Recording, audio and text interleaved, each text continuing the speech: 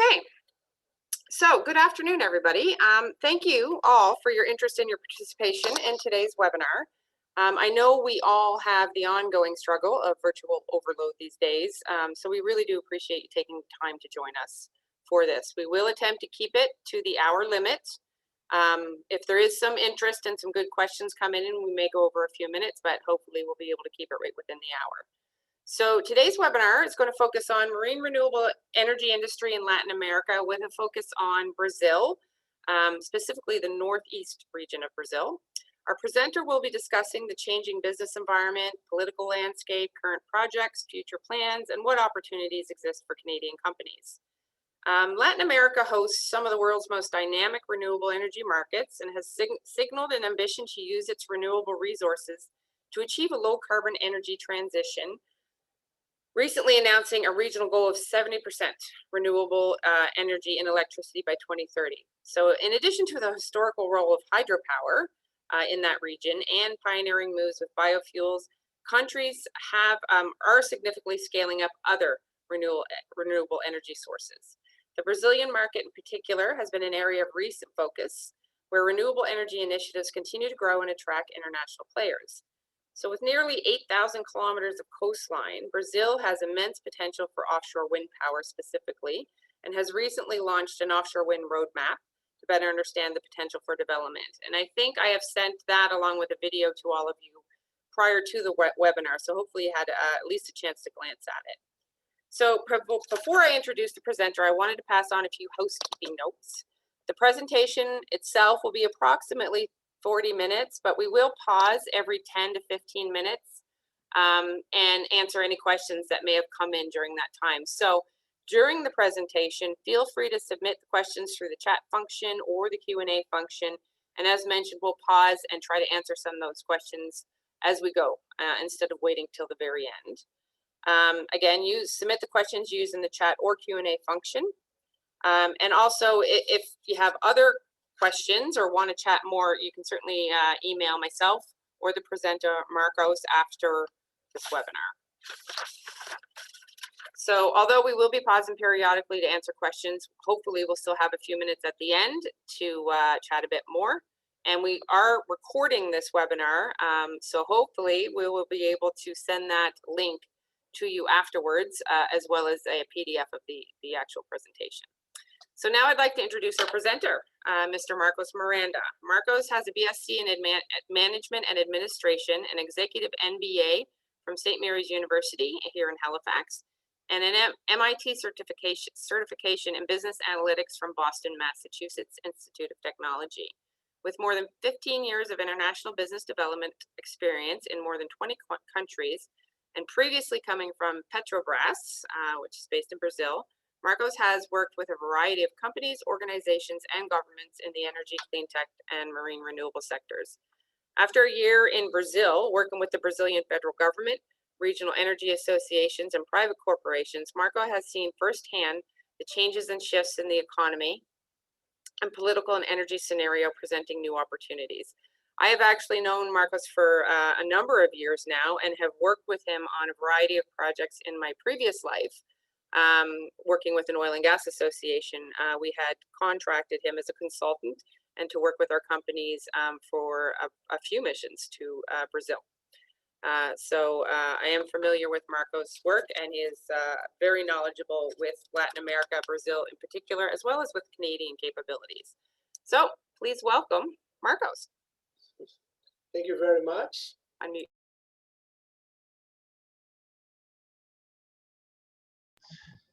Well, thank you very much.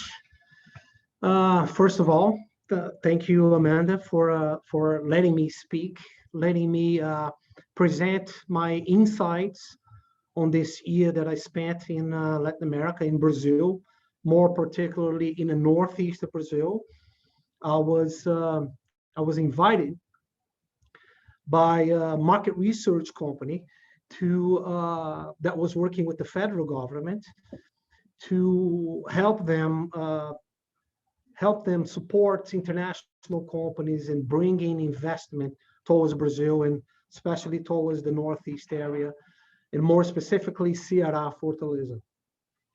So within that, I was able to see some insights and get some insights as I've been in Canada. I'm also Canadian, been in Canada for 12 years now.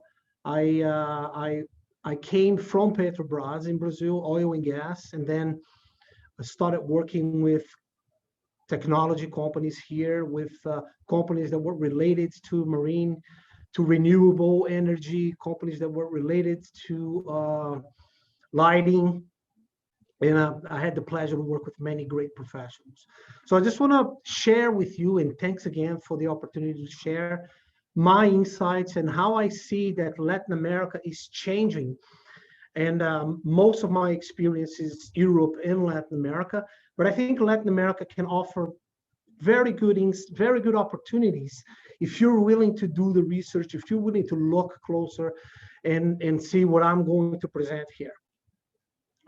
As Amanda said, this is some of my experience, most of my experience, Europe and Latin America. And I just want to present here with the new normal that we call COVID-19. A lot of the countries were struggling to fight the COVID. So you have emerging economies and you have developing economies. So within this normal, this new normal, and the changing in behavior, the changing in how you work, home office, the changing in less traveling, more Zoom calling, more meetings through Zoom, and facing all the difficulties that were there before, which was trade wars, countries become more protectionist, the political shift on the priorities for that government, the shifts on the business models, becoming more digital, becoming more home office, and all of that. The countries needed to face and started facing the necessity to balance supply and demand. But in order to balance supply and demand, there's a difference between emerging economies and developing economies. And that's where I think there are many opportunities rising from that scenario. So usually Brazil is part of the BRICS, and now what they call the BIITC, which is basically a block that they are considering on emerging economies. The BRICS, Brazil, Russia, India, China, and South Africa. And the BIITC would be Brazil, India, Indonesia, Turkey, and China. Those are the emerging economy, the emerging markets that mature markets or developed economies are looking at in order to expand internationally and try to look into the opportunities within these markets. So usually mature markets, developed economies are based on these mature markets where the consumer growth is equal the population growth. And that's what they consider mature markets. Now, when you're looking into emerging markets, the consumer growth, it's actually higher than the population growth. And that's why they try to separate these emerging economies that actually can bring in better opportunities. Now, there are two main factors and two that I want to point it out here within this COVID situation, within this emerging, for the emerging economies. Two things that changed dramatically in the objective of these countries. One was the political will, which means the political priorities had to change because of COVID. Emerging economies, they're not ready. They were not ready. On their health system was not ready. Logistics systems not ready. Airports not ready. So emerging economies, suddenly they were facing a reality where they needed to support their population, where they needed to support their citizens, and the structure was not there. The structure was old, infrastructure especially old, which means the demand is there. The infrastructure was looking for the demand for infrastructure was looking for, is looking for partnerships, is looking for opportunities to invest.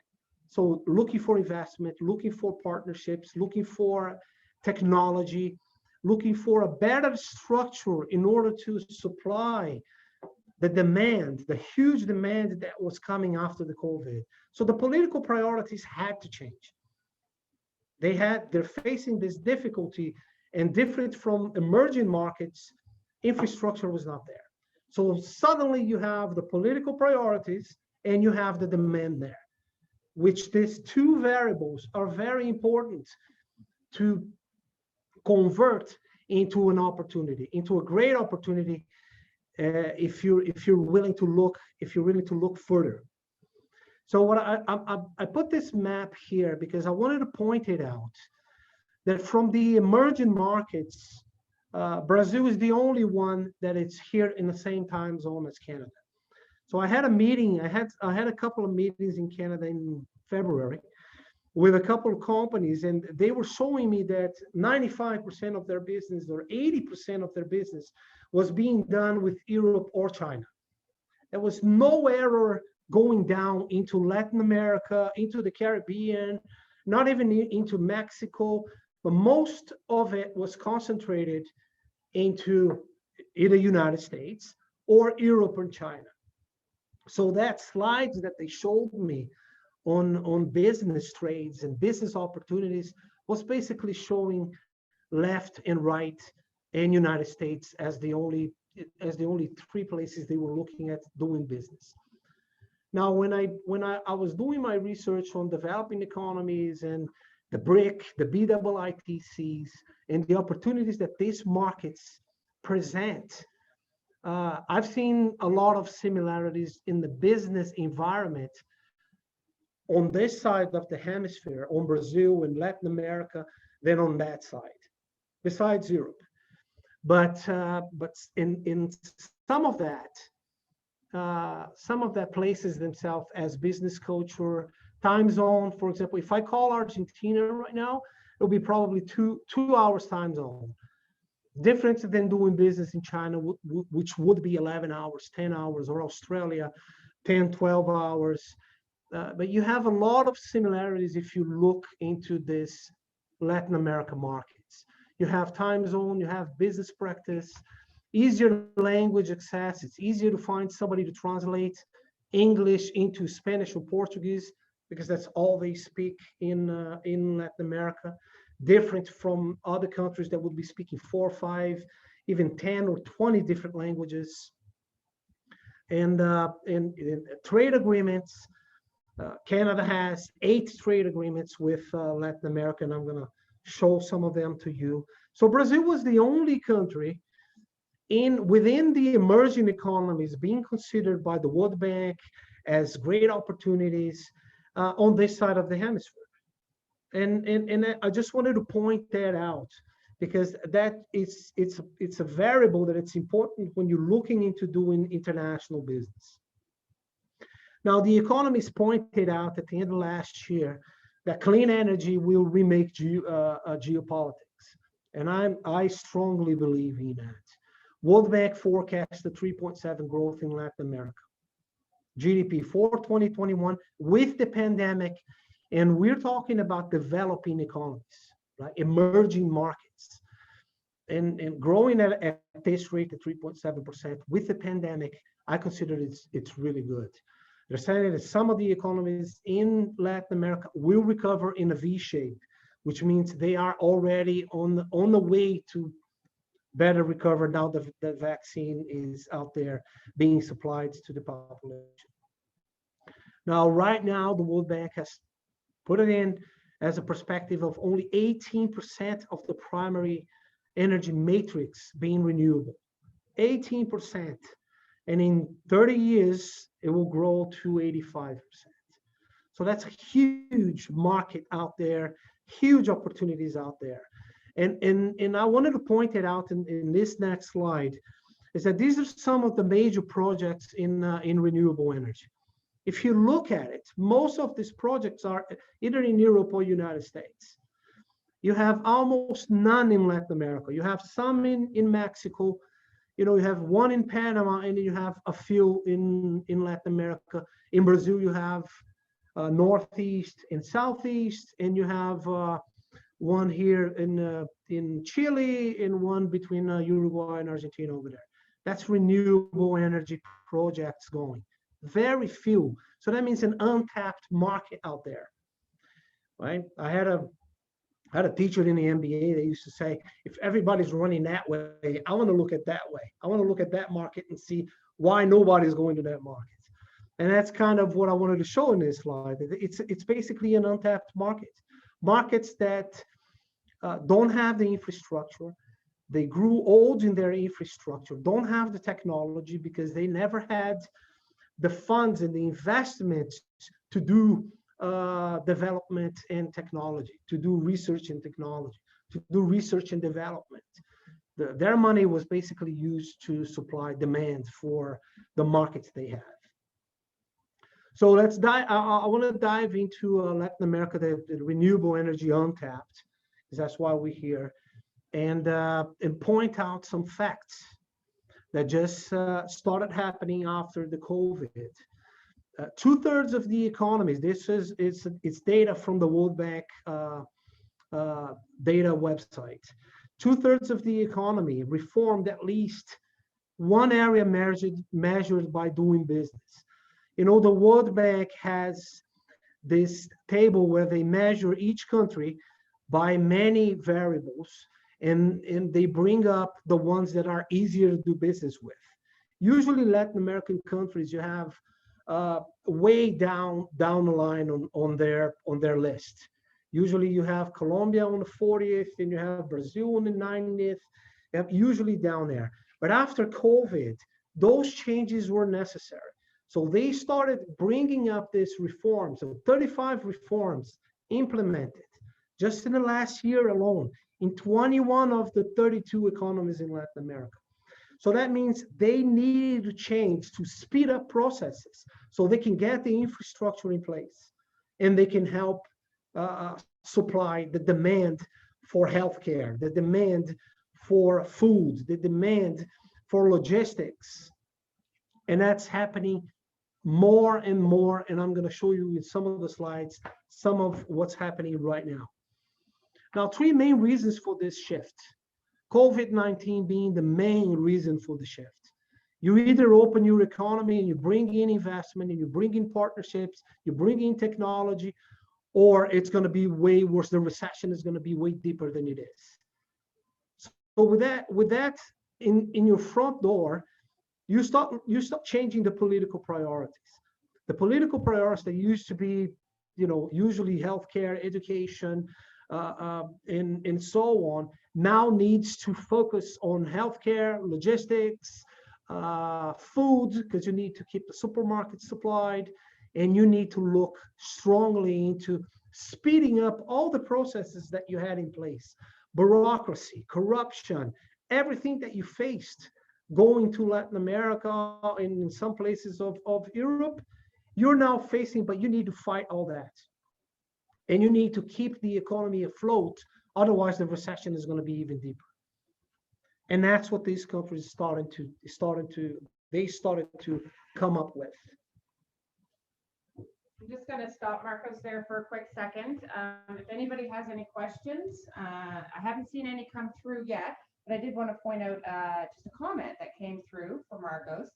It was probably about the infrastructure development. Yeah, the main steel mills in Brazil closed 2020 with incredible profits. They're busy. I mean, steel is busy. They increased export in the agribusiness because Brazil is huge in the agribusiness industry. They are privatizing airports, ports, so that brings more effective. They're more effective now. They're stronger into bringing international partnerships. And all of that is playing a role into keeping the economy afloat. And it's true that the steel mills are hugely investing in growing their potential because of supply and demand, right? Usiminas, 1.9 billion reais, more than 3 billion.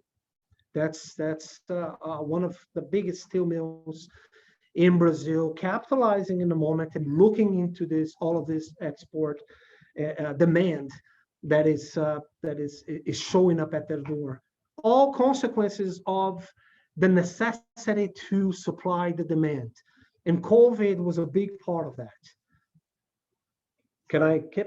Yes. Okay. Sorry to interrupt you. I just wanted to pass on that comment. Again, everyone, if you have comments or questions, feel Please, free to yeah. pass them through Thank you for at that. any time. You don't Thank have you to for wait that. till the end. And thank you for that. And usually the main challenges of Canadian companies towards Latin America are based in 7 factors.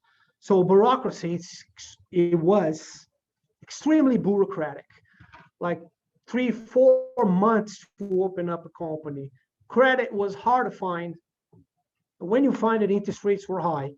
Corruption, a huge factor playing in its markets, in some of the markets. So you had to deal with that. How do you deal with corruption in those markets? Political insecurity, you're not 100% safe that the legal system is there to support your patent, to support your technology. Language was a barrier. You didn't know if you're going to find somebody. Only 5 to 6% of Latin America speaks English. So you didn't know if you're going to have to, find people to help you with the language translation. Sometimes information gets lost in translation. Understanding gets lost in translation. Exchange rate, because of the political and economical environment, you'd have to hedge whatever the investment you're making in that market. And at the end, the legal safety that you need to have in order to be in those markets. Especially if you're investing in those markets, you want to feel safe that legally you'll be able to fight if something happens, or if something happens with your investment, if you're holding your patent within the technology scenario. So economies needed to privatize. What do? In some of the economies in Latin America, a lot of the management in the main companies were done by the government. So they needed to become more flexible, more agile. So some of them started privatizing huge companies. As an example, I'm going to give it as an example in Brazil. I have some examples. Colombia have some examples, and some other places. They needed to become faster. They couldn't take 3 to 6 months to go through a tender process. They needed to open concession, and concession meaning international concession, not only local concession. They needed to become international because they don't have the technology. They need the money to come in with the international company to support that investment. Now, zero import taxes for a lot of the company, for a lot of products. Like just 2 weeks ago, Brazil zeroed import taxes for 530 products. Increase in processes like PPIs, public partnership investments, public-private partnerships. They increase that in an amount of 115%. Why? Because they need the infrastructure. They need to provide infrastructure, technology, logistics, and so on. Yeah, I think that's we had a Importation taxes hurts big time in Brazil with up to 80% plus we taxes. just kind of talked about Yeah, that. So. yeah. In a lot of the products, importation taxes have been reduced to almost zero or zero. So depending on the product you're exporting or importing towards Brazil, you will see that change, right? In some countries, they became way less protectionist because, again, they need the infrastructure. And just to point it out, some of the free trade agreements that are signed with Canada, this was taken by the Global Affairs website. Canada has 8 free trade agreements, direct FTAs with Latin America. And besides CETA, which it's Canada and the European Union, which UK is not part of it anymore, NAFTA, which is the new CUSMA, Canada, US, and Mexico, CPTPP, which is the Trade Asia Pacific, the Asia Pacific Agreement. And Canada is working very hard, and it's very advanced into getting an associated seat with the Mercosur, which basically gives access to every country in South America, almost every country in South America.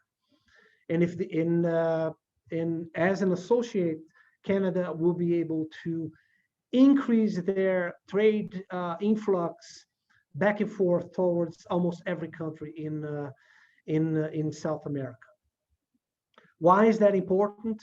Because even with the zero importation taxes, even with measures towards Canada that were taken by the Brazilian government, for example, Canada doesn't need a visa to go to Brazil anymore. Usually they had, it used to be, if you needed a visa to come here, I needed a visa to go there. So it used to be the reciprocity approach. So Brazil eliminated the visa for Australia, US, New Zealand, and Canada. So Canadians don't need a visa anymore. So that brings more tourists, more business, more possibilities. And with this agreement signed, with this associate seat, it will bring even more influx on trade between Canada and South America in general, especially Brazil being the biggest economy. I just want to dive into the data opportunities in Brazil specifically. Otherwise, we would be here, for hours. If we had to talk about Chile, Colombia, and possibilities in the Caribbean, Mexico, let's just talk about Brazil. It's the biggest market in Latin America, and it's the one I've seen the most changes, because it not only changed the political priority, but also changed the political party that is in place. And I heard this from the government, and I read this by Reuters, and I had this assured by the president of Brazil that all of the efforts put in there, they're systematically in integrating efforts to open up the business environment and open widely the economy to make Brazil the most attractive country for investors. And that is true. And I'm going to show you some of those variables that have been changed in order to make that happen. Now, the trade commissioners, the DFATs, I don't know if many of the companies use the DFATs going to international markets. They are the consulates on those markets that have extensive knowledge on the market, extensive knowledge on the companies that are operating in the market, and they provide huge support to Canadian economies within those markets. They can pinpoint to you what are the best ones, what are the opportunities, where are the opportunities, what Canadian companies are in that market operating for 5, 10, or 20 years. So you can get some knowledge from those Canadian companies too. And they pointed out and identified some of the main areas where Brazil has been growing and where there are opportunities in many of those sectors. So energy being a big one of them, putting solar, wind, hydro technology. Now there's a big talk about green hydrogen, and I have a slide in the end about that, and the power and the renewable energy in general. The infrastructure, bringing in logistics, roads, railways, bringing in energy, offshore, onshore, the agribusiness, with new technology for the agribusiness, technology, biotech within the Amazon forest, IT, digital, clean tech, education, and aerospace. Now, the aerospace is heavily investing towards Amazon, and it's heavily investing towards Brazil. They just launched, or they're about to launch now, a satellite in order to cover Amazon and protect Amazon and identify the risk of fires and so on. Some of the challenges and the changes that I've seen happening in Brazil specifically. Usually, if you go to Brazil, it used to take 90 days to open a company. You used to have, hire an accountant down there. I want to open a company. It was this huge 90 days back and forth of bureaucracy. Now it only takes 7 days. Depending on the size of the company, it takes 2 days. Credit used to be not easy to get. Used to get a good sense of credit going to the World Bank, going to IDB towards those credits, or private financial institution, even Canadian banks that were there, Scotiabank, RBC, CIBC, that were investing in that market, used to get some of that interest rate used to be around 26%. Now we're talking about 6.9% and maybe even lower. And you have local institutions willing to give you credit even lower. Now, Brazil has topped the rank 22 countries fighting corruption. Brazil has topped the top 22 countries in the world about safety, not only crime fighting, but also legal safety. Language has increased the access to the English language, which is the universal language if you're looking into doing business in Latin America. Two big reforms in Brazil that happened: the Social Security reform, which was a huge advance towards open up the market and getting more influx in FDIs, in direct investment, was approved by government a couple of months ago. And now they're about to vote and approve the administration reform, which will bring more flexibility and bring easiness to do business with, bringing in international investments, bringing in international possibilities for partnerships, distributors, and even a new source of investment and fund in Brazil that just came out within the federal government of Canada for companies, Canadian companies that want to partner with Brazilian companies for research and develop own technology can now have access to this fund. Global Affairs, you'll be able to find that on the Global Affairs website.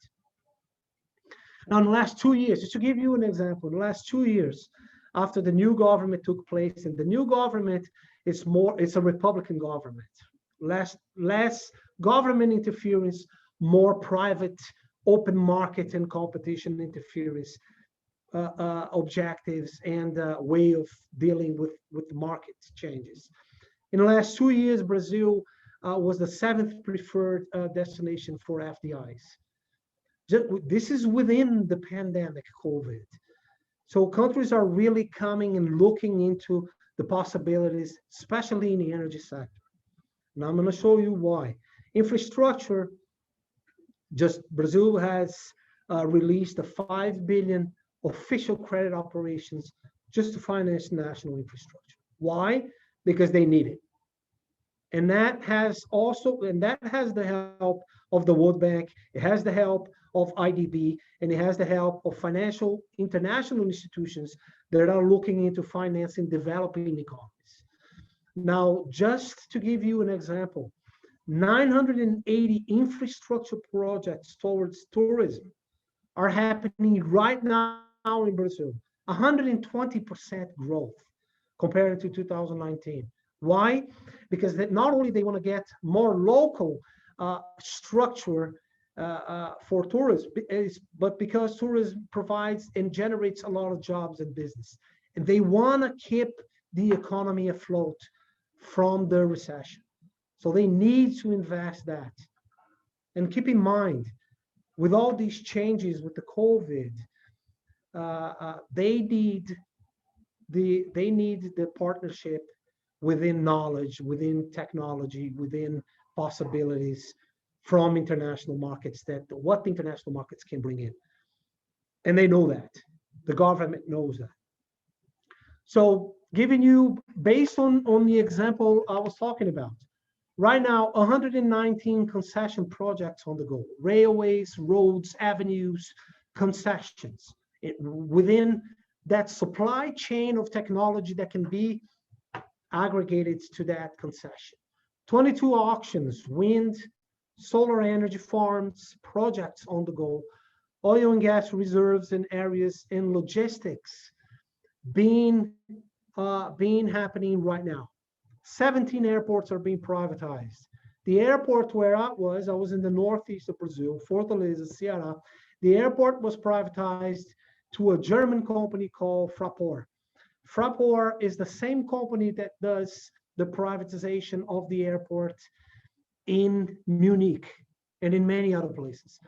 Why is this important? Because when you have an international company taking care of your flights, of your airports, you're opening 2 international flights to come in. Now you're bringing in international flights, you're bringing in international tourists, you're bringing in international business. Now, 9 ports are being privatized. That means the same thing. That means FDI coming in. That means funds from the local federal government to help support that privatization. It means you're going to become more flexible, more agile, and you're going to be looking to bring in business because now you're private. Now you need to generate business and make that happen.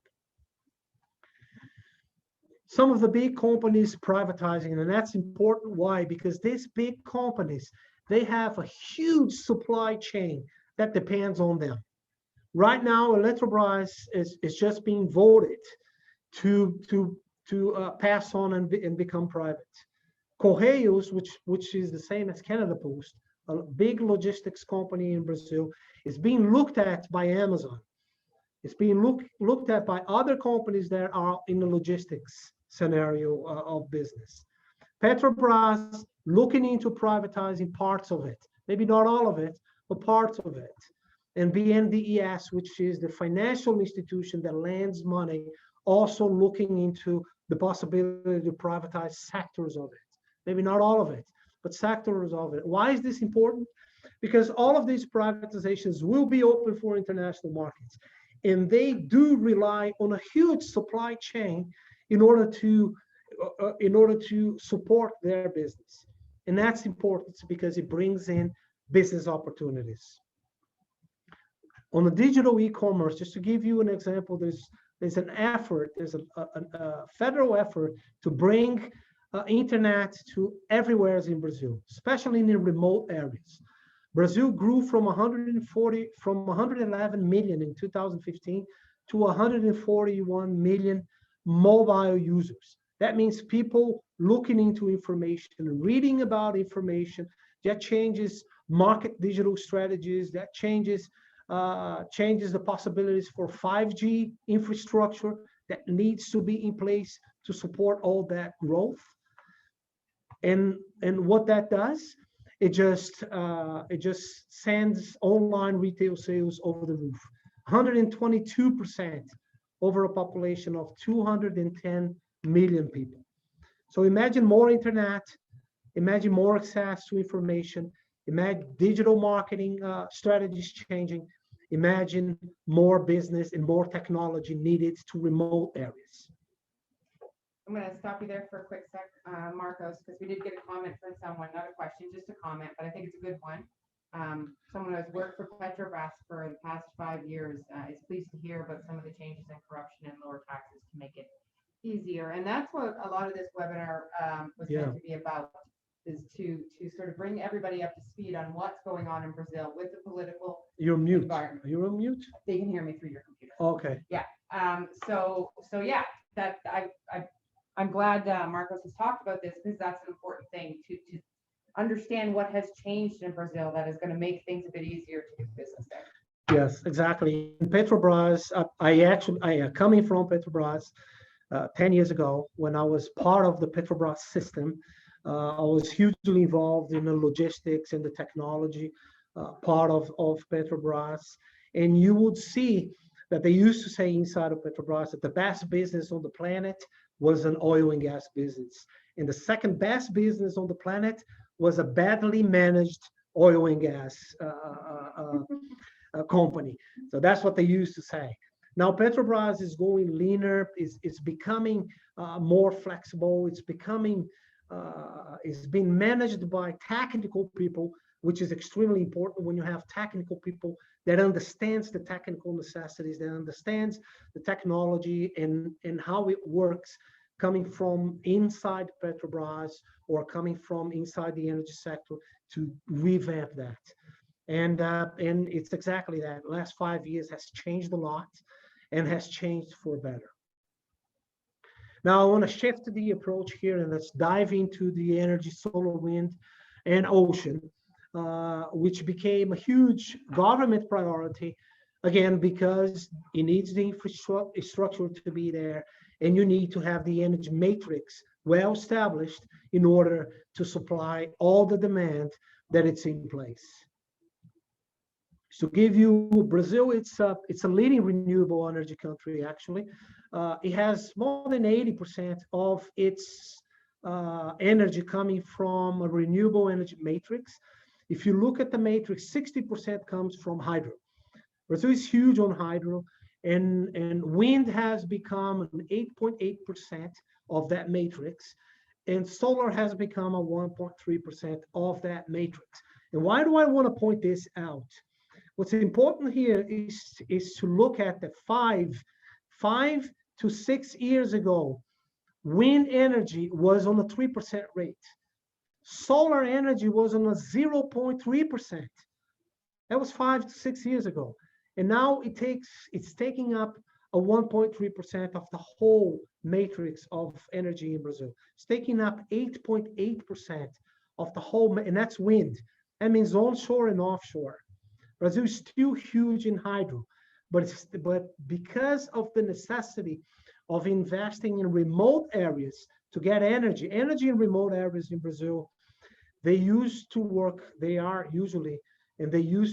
on diesel. They run on diesel to generate electricity to a small town or a small city or a small, bunch of houses. Now they need to change that, and they know they need to change that. So they are investing in funds for solar to remote areas and for ocean rivers to remote areas. And I have attached in one of the slides a business case study done 2 years ago. Very, very good business case study done about remote areas and how electricity can get there. It will give you a good idea of how that's developing faster, and now how they have the funds to support that development. Now, the energy sector, even with the pandemic, has seen growth of 70%. Now, 70% with a pandemic, with COVID-19. That's an amazing growth. And that energy it encompasses all the areas, not only solar, but solar, wind, and ocean. And onshore, offshore wind especially, solar onshore especially, and ocean now taking up, as you saw, very few projects in Brazil, taking up some of the smaller projects and some of the biggest projects in ocean renewables. So it's worth looking to. It's worth looking to these opportunities because it's there. And what happens when you have 70% growth, you bring in large companies. The large companies are there now. There's no doubt that all the large players in the renewable energy are either looking or there. So some of the big ones that are there, and they're hugely investing in capitalizing on the opportunity, in making their participation larger in that economy. And I'm just pointing out here Brookfield, that has hugely invested in the Northeast, getting into the wind, the solar energy big time in Brazil, has invested billions. EDP is investing, it's hugely investing. Carnegie and Motion Energy are doing projects, studying and looking into the opportunities. Vestas, hugely investing in the Northeast. They just put a manufacturing facility in the Northeast, in one of the remote areas in Fortaleza, in order to export. So they're actually building manufacturing facilities in these huge areas to supply not only the local market, but actually to supply international markets from there. To show you how the opportunity and how the market is untapped. Now you look at the renewable energy, the ocean renewable energy, 60% of that is in Europe, 13% in Asia, 17% in North America, and only 0.7% in South America. Now you can either stay in North America, you can go to the United States, or you can go to Europe, or you can look into these new markets where it's basically untapped, Find a good partner or a distributor or a rep, or maybe even find fundings from the governments to invest with these companies and develop this technology. It brings in huge opportunities.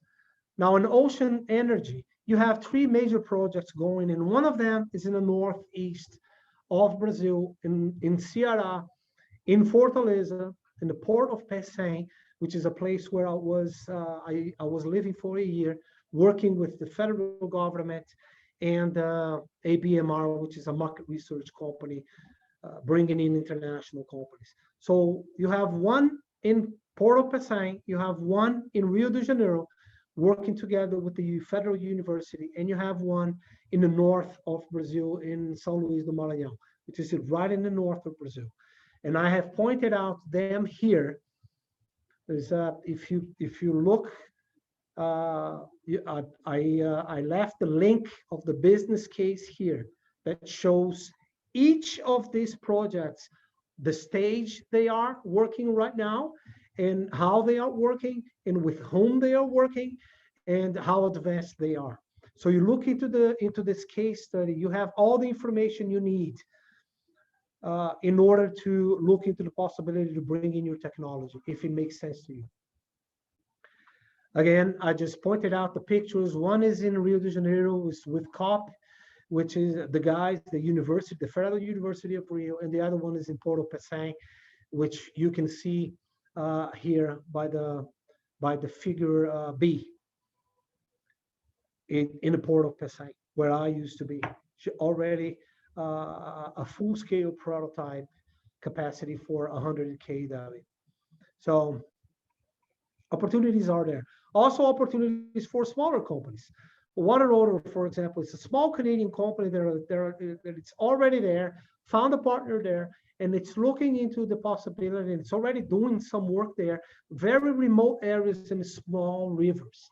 You generate electricity here for 5 or 6 houses, maybe even one house, depending on the size, and you're working in these communities. You find the funds, the financial means, and you have World Bank, IDB, you have IFC, you have international institutions willing to fund renewable energy in developing economies. And you can look into that possibility, because they are there and they're doing that. This, I want to point out the case study on the remote areas of Amazon. Now, the federal government is very heavily investing in looking into the possibility to bring not only internet for remote areas of Amazon, but also electricity for these remote areas. 5G is already being looked at by the minister, and very soon it will be in the market. And when the 5G happens, internet needs to be there. You're going to have an influx of possibilities and information access beyond what it is right now. I left this alternative area here, the study here on the isolated Amazon. You can find this link over here, and you'll be able to look and see and read the business case and see if it makes sense to your company, it makes sense to that opportunity. Renewable energy in Brazil, in general, most of it is hydro.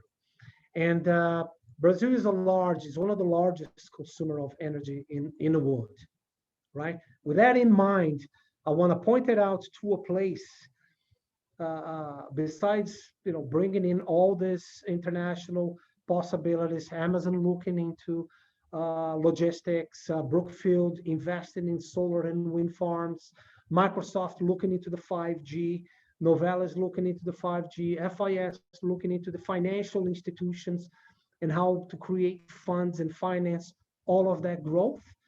I want to point it out to a place in the northeast of Brazil that brings in a higher average growth than the rest of Brazil. Now, if you saw 70% in some of the areas of Brazil, you will see more than 70% in the northeast of Brazil.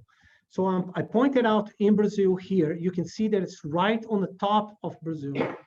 It's closer to North America, closer to Europe. And in the last 4 years, Sierra has heavily working on what they call a triple hub, which means international flights, international port, and cables to support 5G. So they've been working with this for the last 5 years, 5 to 10 years. They've been working very heavily in transforming the economy and bringing in all of these possibilities and opportunities that right now are there. And with that in mind, I want to just go through a quick movie here that was given to me by the governor of Ceará. This movie was presented by the UN. The governor allowed me to, go through, put it in here so you can see, and that will give you an idea. It's a very short movie, 4 or 5 minute movie video that will give you a very good idea of what I'm talking about. So have a look at it.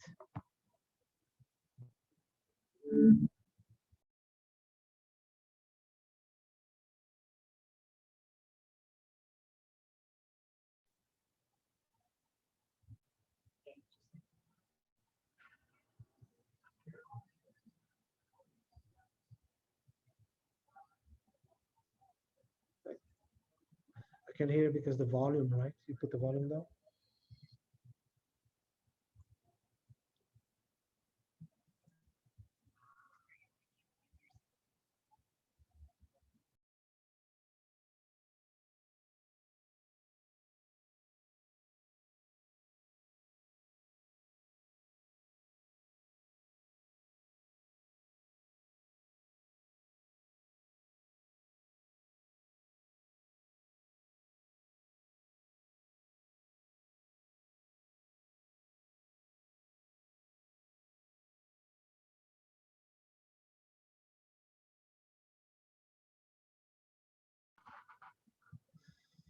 So I'm not sure why the sound is not coming, but the video was sent to all of you and will be sent to all of you in this, so you can just look at the video.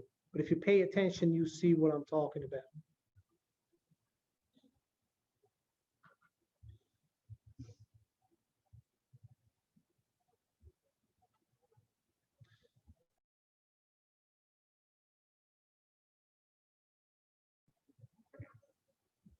The video has stopped? Yeah. Oh, okay.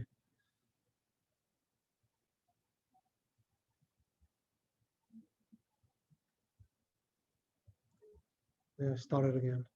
Yeah, I think what we'll do is, as Marco said, I sent all of you this video in an email before, along with the offshore wind roadmap. So you can certainly take a look at it. And I will send this link again because we can't get the audio to work. So what we'll do is just carry on with the presentation and then I'll send you the link. Okay, and I hope you have the opportunity to look at the video. It's a very good video, all in English.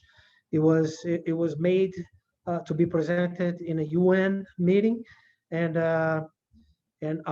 I'm sure you will like it. It's all in English, audio in English, and you have subtitles also in English.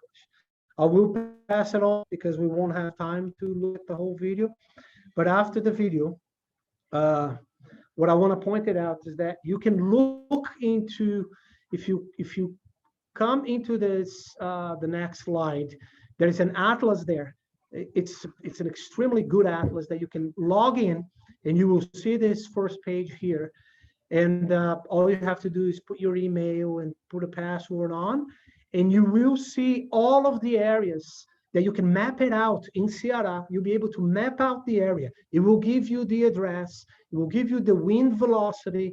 It will give you the temperature during the day, the temperature during the night. It's a very precise atlas that will help you map it out, the region you want to look into. It gives you all the details, and I strongly encourage you to look into the atlas and map it out the area and just see it for yourself. Huge in power, in solar and wind power. The Northeast has been considered one of the top regions for solar and wind, and that means onshore and offshore wind.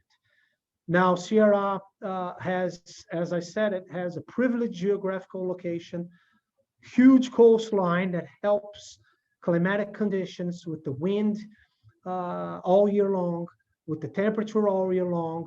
Northeast, Fortaleza is closer to the equator, so you get more sun. You have sun all year long.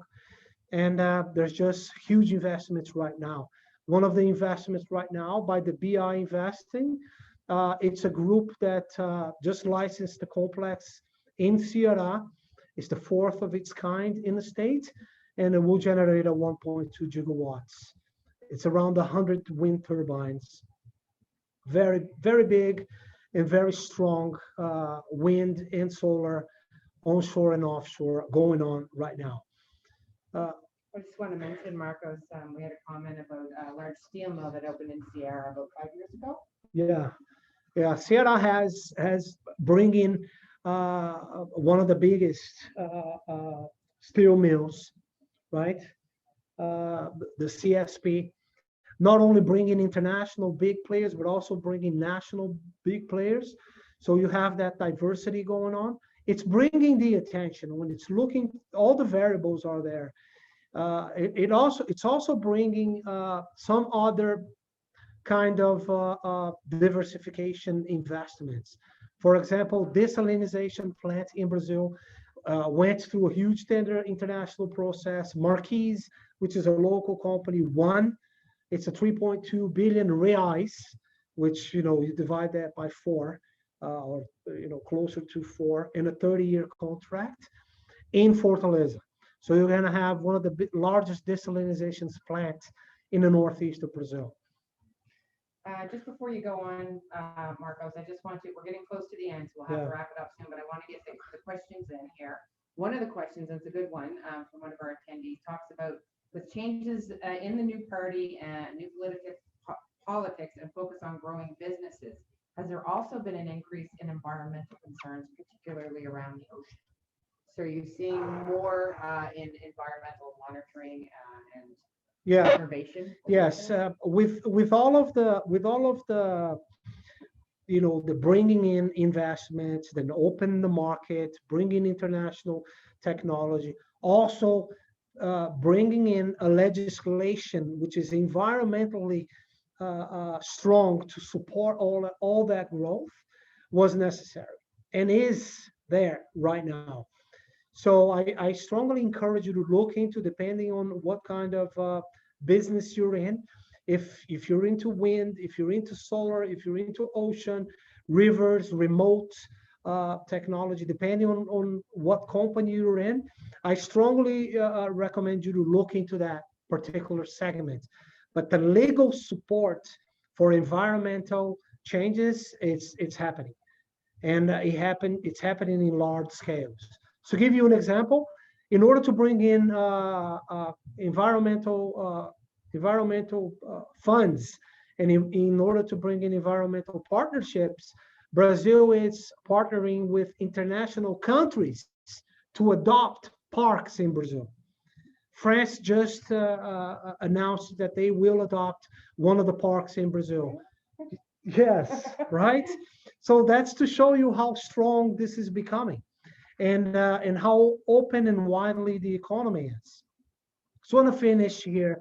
It's my last slide. I know I've been talking, but Brazil has become a talk of green hydrogen energy, and within that talk, the fact that Brazil is an agricultural powerhouse and imports nitrogen-based fertilizers, massive exports of mining and agricultural products, both have used of oil-based maritime navigation, opens the possibility for internal markets and maybe international markets. So hydrogen, green hydrogen has become a huge talk, and Ceará has been one of the top states to put itself available as geographically as well positioned.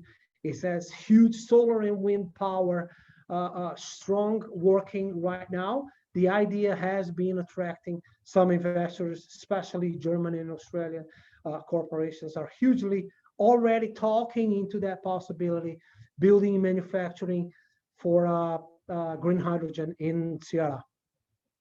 So this was my last slide. Just want to point it out. Again, thank you for letting me give you those insights.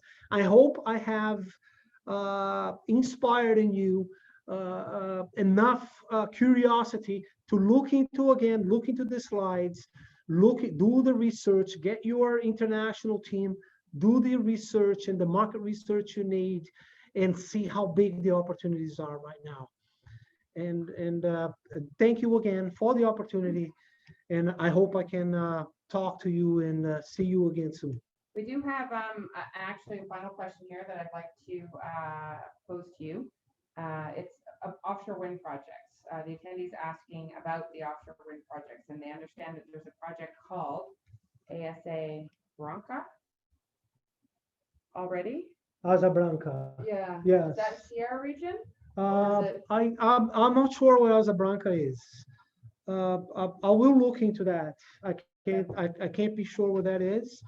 Maybe someone in the audience. I have people in the audience from the government, from the Brazilian federal government to attend.